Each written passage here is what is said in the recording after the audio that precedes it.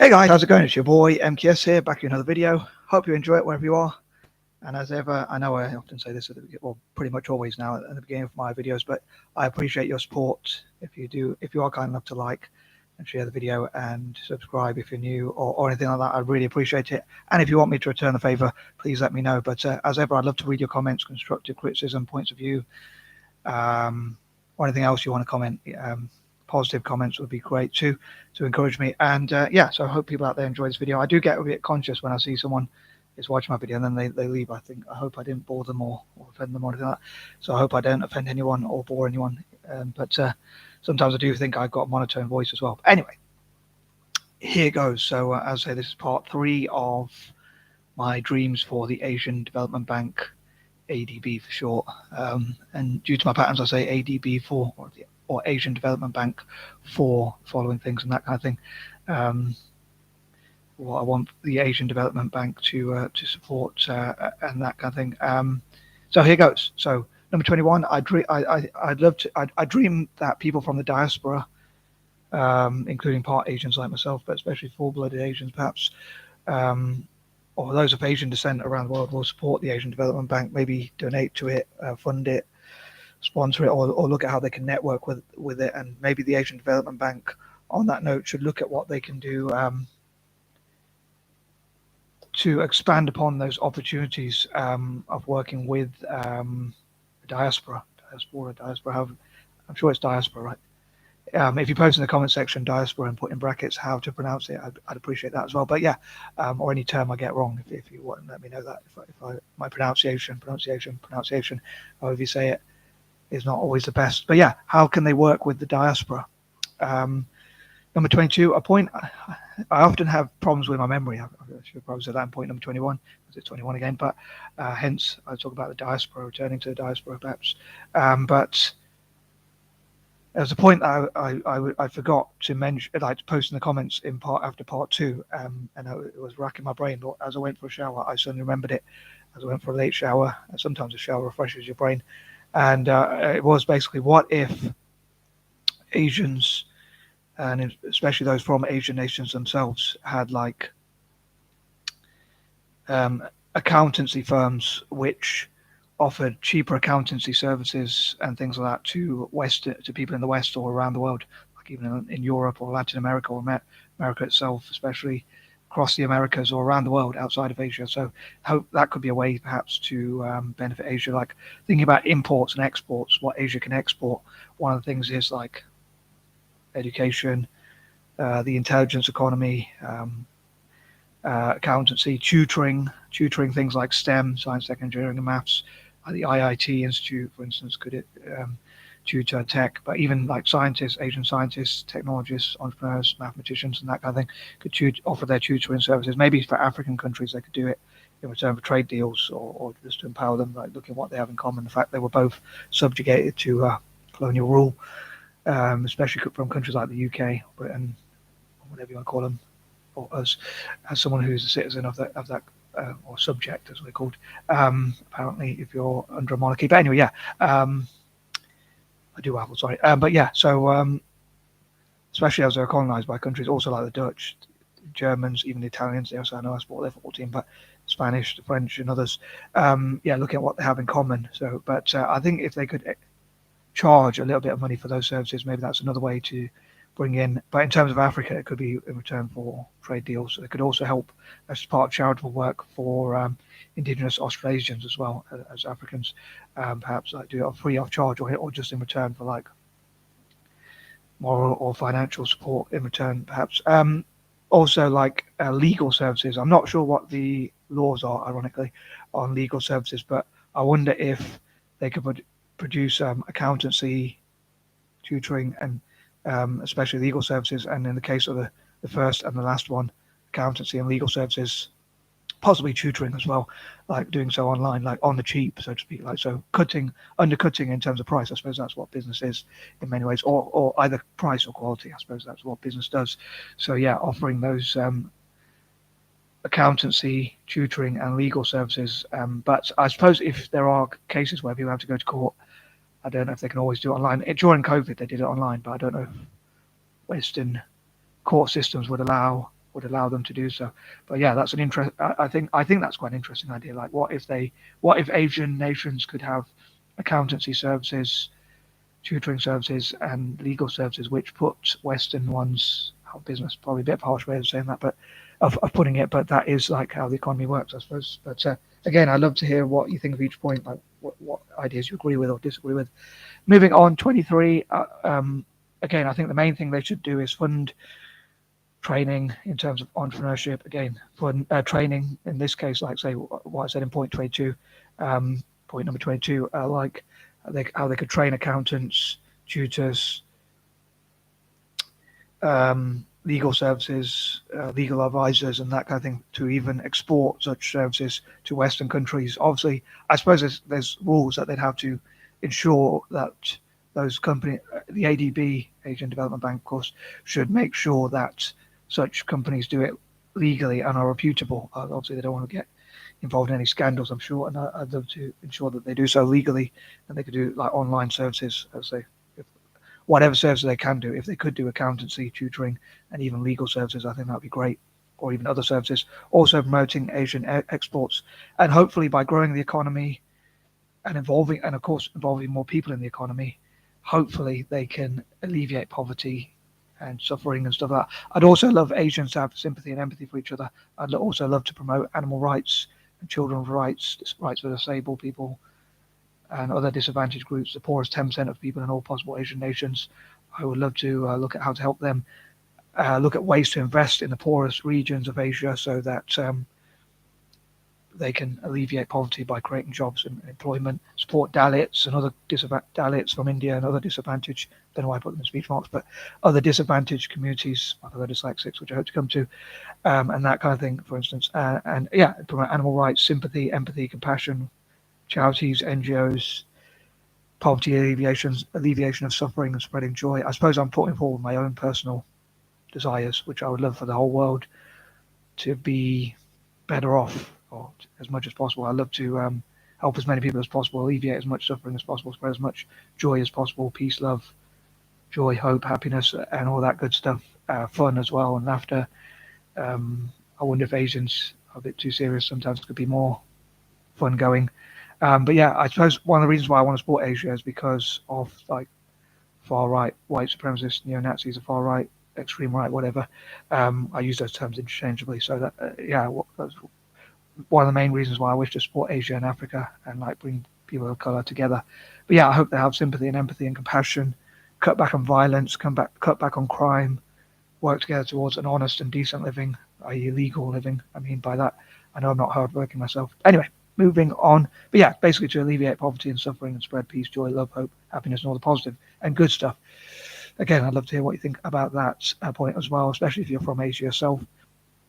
And supporting Asian social media content creators, TikTokers, YouTubers, and that kind of thing as well, as I say, and projects generally, supporting their businesses, exports, and things like that around the world, outside of Asia as well. Of course, supporting companies like Tata, Reliance Industries, Alibaba, and others, like celebrating those Asian success stories.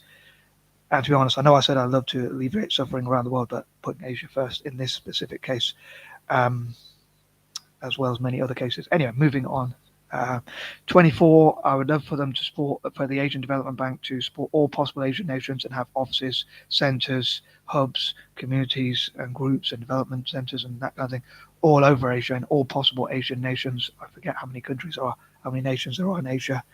I say nation because it rhymes with Asian, but I would love for, mainly for them to have development centres in Malaysia, India, Indonesia and Singapore. I'd love for those to be the four main places where they have hubs, centres, training centres, academies, and where their offices are mostly based and where they fund. I'd love for them to fund those Asian nations the most. Malaysia, India, Indonesia, and Singapore, MIIS could be the acronym. And those nations I would love to work with, like South Africa as well. So it'd be like MIISAS, I say if they work with South Africa in the future as well. But I'm mainly hoping to focus on Asia in these specific videos.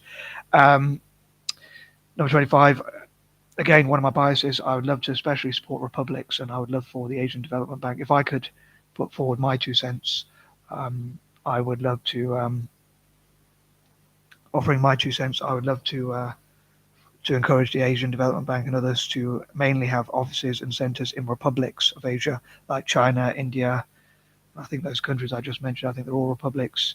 I'd love to them support all Asian nations as much as possible and all Asian economies, and like network together and look at how Asians can network together, visit each other's countries, support each other through tourism, ideas, the sharing of ideas, investing in each other, funding each other, working together, sharing, as I say, ideas, plans, committees, think tanks, sharing their goals, how they can help each other achieve their goals, how they can agree to disagree on certain issues and things like that. But especially republics, and they could be part of like wider republic networks, bringing African countries as well together, because with Asian nations, again, I mainly wish to focus on Asia, but they could work with African countries as well and other republics around the world, like even Latin America and even Europe and that kind of thing.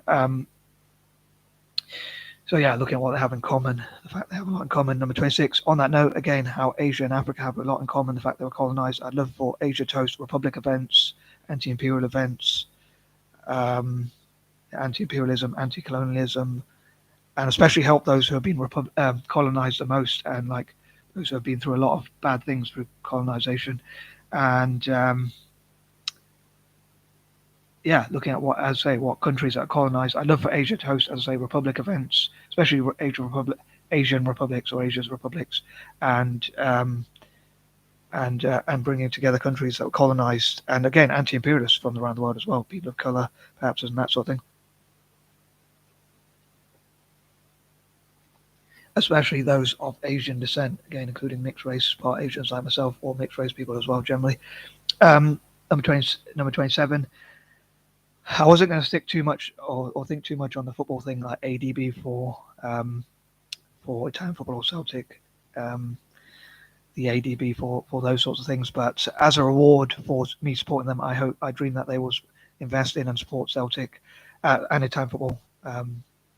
And in return, I hope there'll be a mutual benefit, which I often talk about. I dream that the Asian Development Bank will be able to promote its products, promote Asian businesses, enterprises and projects in Italy and Celtic Park as well, and in Glasgow, as part of working for those clubs. So again, it'll be a mutual benefit. They will invest in Italian football and Celtic, hopefully, and in return, they'll be able to promote their products more in Italy and Glasgow, if not, and Scotland, maybe even generally, and across Europe generally, hopefully, as well as around the world. Like, hopefully, they'll be able to promote their products and Asian businesses, enterprises, and things like that on stands in Italian football and Celtic, and that kind of thing, and even help Italian football and Celtic to network together more, perhaps. Number 28, I hope they'll turn negative situations into positives, and again, support Asian enterprises to sell and promote their products even more around the world, which obviously is a part of what development is, I suppose, and growth, or whatever the difference is. So hopefully helping Asian economies to rise even more. Number 29, I dream to also raise awareness of neurodiversity, neurodiversity or special needs or learning disabilities. I use those terms interchangeably again, learning disabled, learning disability, and that kind of thing. And knowing, I'd love for Asian nations to learn about the weaknesses that we have, but also the strengths, most importantly. So if they see a dyslexic person who might not be able to read or write very well or do well in an academic setting, many might struggle with maths as well, especially those who have the overlapping conditions and how they relate. Like many have maths dyslexia, which is called dyscalculia. I think, if I pronounce it right, again, I don't know if I got my pronunciation right, but that's like where they have difficulty in maths instead of, or as well as, potentially as well as, or instead of, like so some people can be good with letters but not so good with maths, and others the opposite. But yeah, so areas like dyspraxic people like myself, we struggle with like what other people think are simple tasks, and we struggle with movement and coordination, so practical things, practical application, using our hands and things like that. Sometimes we struggle in sports, a lot of time, or even driving, or again, simple tasks. Even working in a factory would probably be difficult and simple tasks. But at the same time, we have a lot of strengths. Like people with ADHD, again, they might struggle academically, but a lot of people describe ADHD as an entrepreneur's superpower, and there are many dyslexic entrepreneurs. Again, dyslexia can be described as an entrepreneur's superpower, and there are many dyslexics who have done well in business, like Richard Branson, Charles Schwab, Craig McCaw, John Chambers, and many others who are CEOs. And I'd love for people in India and across Asia China, Japan, and elsewhere, to all learn about the strengths and the positives of neurodiversity.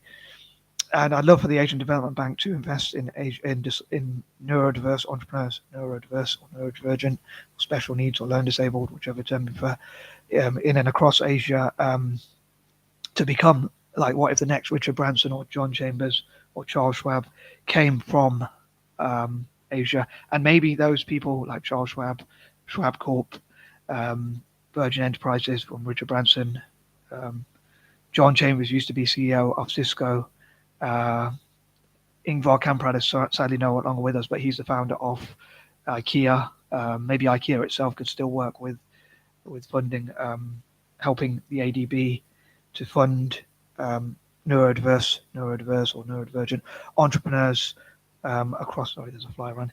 I don't know if you can see it on the screen, but yeah, to fund neurodivergent, putting speech marks for some reason, entrepreneurs across Asia. And one of there's been some reports which say like 20% of the UK self-made millionaires are dyslexic.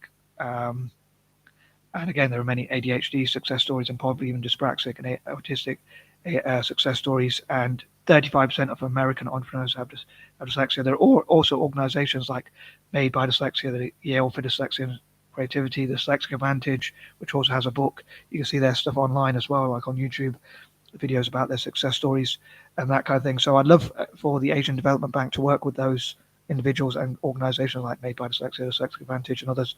There's also like the Value of Dyslexia report on the Dyslexic Advantages YouTube video on the summit they had in America, something like that. They had like, because I'm dyslexic, I can do these amazing things in spite of my weaknesses effectively. They didn't quite word it like that, but yeah, because I'm dyslexic, I can see outside the box and do all these great things. So I hope for people from across Asia to learn about that and that sort of thing, and yeah, work with those individuals and organizations, as I say, to see that although we have weaknesses, we also have many strengths. Just like, I suppose, like anyone, they have weaknesses and strengths, and we have our own, and they're unique, which in some ways to me makes them even better. So I'd also love to work with neurodiverse friendly schools in across Asia, as well as I hope to do with Africa as well. And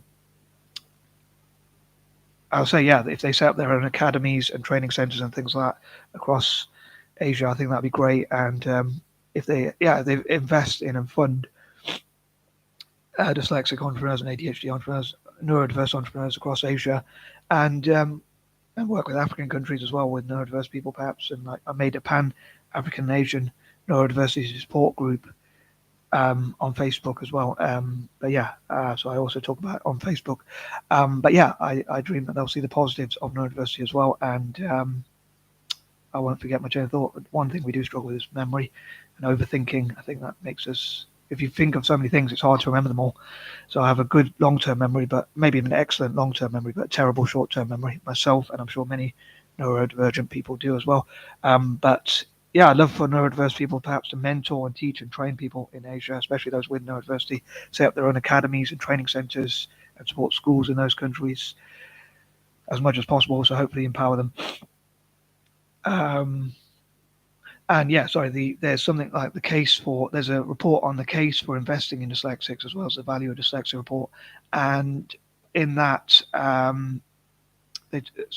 people mentioned that, or the person who made this report, I'm not sure if they worked on their own or worked with other people, mentioned how if you invest in a dyslexic entrepreneur, we hire more people, the ones of us that set up businesses, not including myself because I haven't set up a business, but the ones of us who do hire more people, and we also hire more people to make up for our weaknesses, and we also get restless and set up more businesses than usual, than most people, neurotypical people. And I'm sure similar with ADHD, even more. So yeah, setting up more businesses, which means more jobs, more job creation. They'll employ more people. So there's a case for investing in dyslexics, and there's a value of dyslexia, and I'm sure similar with autism, even dyspraxia and ADHD. And I'd love to see entrepreneurs from Asia and Africa and Latin America, perhaps even with those conditions, and that sort of thing. Anyway, moving on to also my fellow mixed race people. One of the reasons why I wish to support Malaysia, India, Indonesia, and Singapore most in Asia is because they have a large Eurasian mixed race population, which they've treated really well, given centres to with like the Kristangs. They've looked after them as far as I'm aware, Anglo-Indians, my fellow Anglo-Indians, and also Indos from Indonesia, and Kristangs in Singapore as well, because obviously Malaysia and Singapore used to be one country. And so that's why I dream for, especially to support countries where there are more mixed race people and where they treat mixed race people better. I hope that will encourage them to treat mixed race people even better. So I dreamed for neurodiverse people and mixed race people to showcase what we can do and what diversity can do. I often choose that as point number 29 because I'm born, because my birthday is the 29th of August. So yeah. I give away too much info, don't I? But yeah, number 30, as ever, I'd love to read your ideas, and sorry if this video was too long, and I'm going to move on because I know it was too long. Try and enjoy my cup of tea, and I wish you peace and love. Peace and love.